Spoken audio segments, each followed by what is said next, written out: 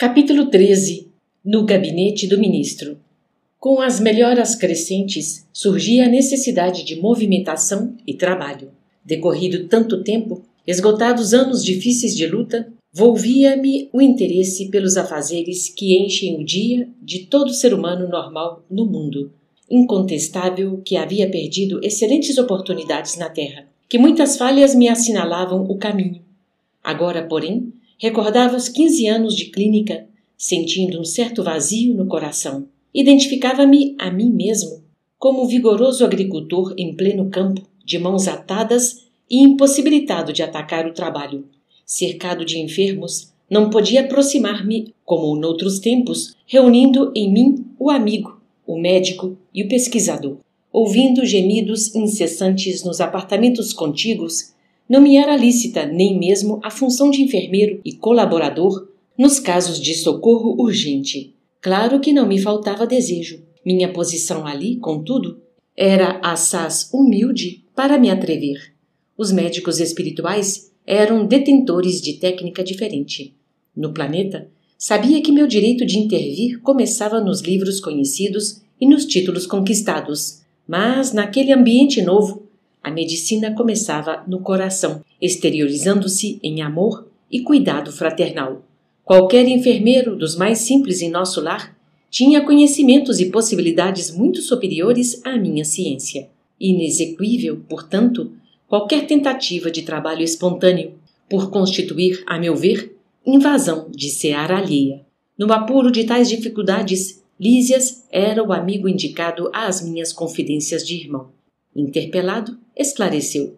Por que não pedir o socorro de Clarencio? Atendê-lo-á, por certo. Peça-lhe conselhos.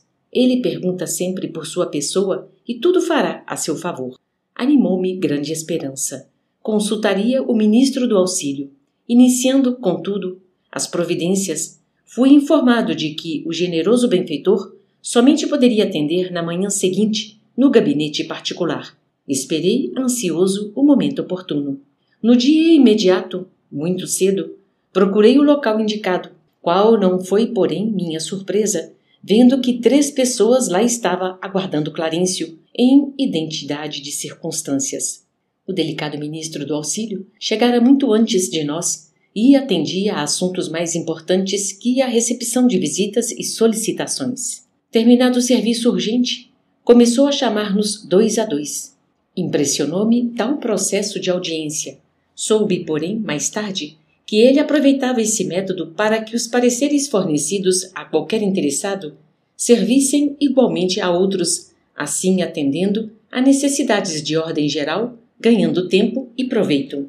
Decorridos muitos minutos, chegou-me a vez. Penetrei no gabinete em companhia de uma senhora idosa, que seria ouvida em primeiro lugar por ordem de precedência. O ministro recebeu-nos cordial, deixando-nos à vontade para discorrer. Nobre Clarencio, começou a companheira desconhecida, venho pedir seus bons ofícios a favor de meus 2 filhos. Já não tolero tantas saudades e estou informada de que ambos vivem exaustos e sobrecarregados de infortúnios no ambiente terrestre. Reconheço que os desígnios do Pai são justos e amorosos. No entanto, sou mãe. Não consigo subtrair-me ao peso da angústia. E a pobre criatura se desfez ali mesmo em copioso pranto. O ministro, dirigindo-lhe um olhar de fraternidade, embora conservando intacta a energia pessoal, respondeu bondoso. Mas, se a irmã reconhece que os desígnios do Pai são justos e santos, que me cabe fazer? Desejava, replicou aflita, que me concedesse recursos para protegê-los eu mesma, nas esferas do globo. Ah, minha amiga, disse o benfeitor amorável, só no espírito de humildade e de trabalho é possível a nós outros proteger alguém. Que me diz de um pai terrestre que desejasse ajudar os filhinhos, mantendo-se em absoluta quietação no conforto do lar? O pai criou o serviço e a cooperação como leis que ninguém pode trair sem prejuízo próprio. Nada lhe diz a consciência neste sentido? Quantos bônus ora poderá apresentar em benefício de sua pretensão? A interpelada respondeu hesitante. 304. É de lamentar, elucidou Clarencio, sorrindo, pois aqui se hospeda há mais de 6 anos e apenas deu à colônia até hoje 304 horas de trabalho. Entretanto, logo que se restabeleceu das lutas sofridas em região inferior, ofereci-lhe atividade louvável na turma de vigilância do Ministério da Comunicação. Mas aquilo por lá era serviço intolerável, atalhou a interlocutora. Uma luta incessante contra entidades malfazejas. Era natural que eu não me adaptasse. Clarencio continuou imperturbável. Coloquei-a, depois, entre os irmãos da suportação, nas tarefas regeneradoras. Pior! Exclamou a senhora. Aqueles apartamentos andam repletos de pessoas imundas, palavrões, indecências, miséria. Reconhecendo suas dificuldades, esclareceu o ministro. Enviei-a a cooperar na enfermagem dos perturbados. Mas quem os tolerará, senão os santos? Inquiriu a pedinte rebelde. Fiz o possível. Entretanto, aquela multidão de almas desviadas assombra a qualquer. Não ficaram aí meus esforços, replicou o benfeitor sem se perturbar. Localizei-a nos gabinetes de investigações e pesquisa do Ministério do Esclarecimento e, contudo, talvez enfadada com as minhas providências, a irmã se recolheu deliberadamente aos campos de repouso. Era também impossível continuar ali, disse a impertinente. Só encontrei experiências exaustivas, fluidos estranhos, chefes ásperos. Pois note, minha amiga, esclareceu o devotado e seguro orientador, o trabalho e a humildade são as duas margens do caminho do auxílio. Para ajudarmos alguém, precisamos de irmãos que se façam cooperadores, amigos, protetores e servos nossos. Antes de amparar os que amamos, é indispensável estabelecer correntes de simpatia. Sem a cooperação, é impossível atender com eficiência. O camponês que cultiva a terra alcança a gratidão dos que saboreiam os frutos. O operário que entende os chefes exigentes, executando-lhes as determinações, representa o sustentáculo do lar em que o Senhor o colocou.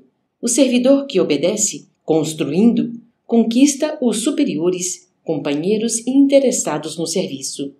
E nenhum administrador intermediário poderá ser útil aos que ama se não souber servir e obedecer nobremente. Fira-se o coração, experimente-se a dificuldade, mas que saiba cada qual que o serviço útil pertence, acima de tudo, ao doador universal.